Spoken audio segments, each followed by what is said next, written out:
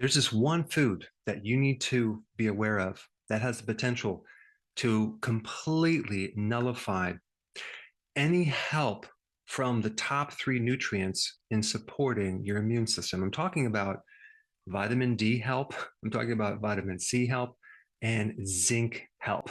These three nutrients are the nutrients that most people take when they're coming down with some type of infection. So they're very, very important in helping your immune system. And I'm going to tell you the one food that can cause a deficiency in all three of these nutrients and negatively affect your immune system. Your immune system is dependent on these three nutrients. So let's first talk about vitamin D. Is vitamin D important with your immune system? Yes, it's involved with every single part of your immune system, your T cells, your B cells, your phagocytes, the neutrophils. Every single part of your immune system has vitamin D receptors. And when someone has an inflammatory condition called the cytokine storm, vitamin D is essential in keeping that inflammation regulated. So, vitamin D helps modulate or regulate the immune system. Vitamin D also minimizes the collateral damage from pathogens, especially viruses. So, without vitamin D, you have a much longer infection and you have a lot of other complications. All right, the next one is vitamin C, right? You know, vitamin C is important. Probably at the first sign of a cold, you might take vitamin C. What does vitamin C do to the immune system? Well, number one, it increases the mobility of white blood cells, it makes them more active. And without vitamin C, they're very sluggish. Vitamin C also increases something called phagocytosis. That's the ability of phagocytes to eat up pathogens. Vitamin C also helps the white blood cells produce their weaponry to defend against infections. And without vitamin C, the duration of your illness extends a lot longer than it should. Even if you took the amount of vitamin C in your blood and compared it to the vitamin C in the white blood cell, the vitamin C in the white blood cell is 100 times more than in the blood. Why? Because your immune system is dependent on vitamin C. All right, now what about the trace mineral zinc? Is that important? It's very, very important. In fact, without zinc, your thymus gland, the gland that trains your T cells, it's like a training camp for T cells, atrophies, it shrinks. Zinc is vitally important, not just with the thymus gland, but for all the lymphatic tissue, the lymph nodes in general. Without zinc, you're not going to have the quantity of white blood cells. And without zinc, the duration of infection goes on and on and on. When people suffer from a lot of symptoms from interaction with a virus, for example, and they have all these complications, it's really the immune reaction towards the pathogen that's creating the damage more than the pathogen itself.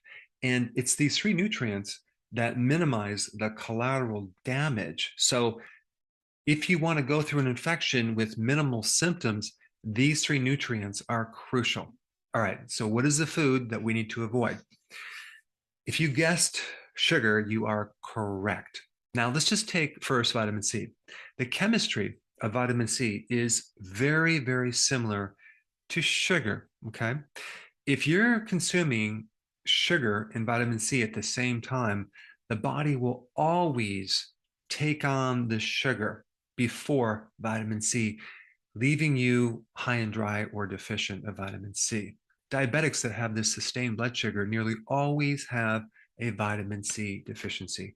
And when you're deficient in vitamin C, another symptom you might get is bleeding gums, fatigue, collagen problems, but mainly it's going to be a weakened immune system. All right, what about vitamin D? Well, when you're consuming sugar, the absorption of vitamin D goes way down. Sugar also impairs the activation of vitamin D. So if you go from inactive vitamin D to active vitamin D, you need help from your kidney. But sugar gets in the way of that. Sugar interferes with that activation of vitamin D. And the third thing that sugar does to vitamin D is it stops the synthesis or production of vitamin D. You can't really produce vitamin D if there's too much sugar in the body. This is why diabetics are nearly always low in vitamin D. And if you consume a lot of sugar, that turns into liver fat, and that also can inhibit the activation and absorption of vitamin D from another angle. All right, now let's talk about zinc.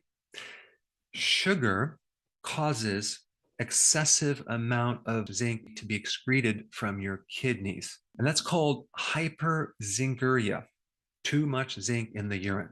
That comes from too much sugar. Sugar also impairs the absorption of zinc. So this is another reason why people that are diabetics are nearly always deficient in zinc. Zinc is also really important in supporting the beta cell in the pancreas, the cell that makes insulin that then regulates blood sugars. And that goes the same with vitamin D as well. Vitamin D is very, very important in protecting you against developing diabetes. So not only does sugar deplete vitamin D, but low vitamin D can activate or increase your risk of getting diabetes. Now, when I'm talking about sugar, I'm not just talking about sugar, I'm talking about other things that turn into sugar pretty quickly, like refined carbohydrates.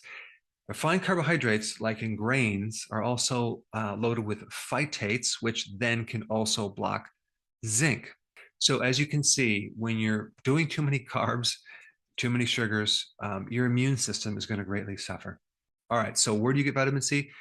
The best source is sauerkraut. Okay, sauerkraut per cup. If you get a really good blend of sauerkraut that's maybe from the health food store or the farmer's market, or you make it yourself, per cup, it's about 700 milligrams. Now, the RDA is only 70. So we're getting 700, 10 times more than the RDA. So that's why you want to have sauerkraut to get your vitamin C, or you can get it from bell peppers and you can get it from leafy greens. All right, vitamin D, difficult to get it from foods. You want to get it from the sun. If it's wintertime, then take it as a supplement. But like I said before, vitamin D and zinc are really, really important if you're a diabetic or you're trying to repair the damage from being a diabetic. And as far as zinc goes, zinc is high in red meat. It's also high in shellfish and seafood. Now, there's just one last thing I want to tell you, something else that can paralyze your immune system that is not food, and it's stress. Cortisol from stress paralyzes your immune system. So the two worst things for your immune system is stress and sugar. On that note, I want to show you a video how you can make your own vitamin D supplements. Check it out. I put it right here.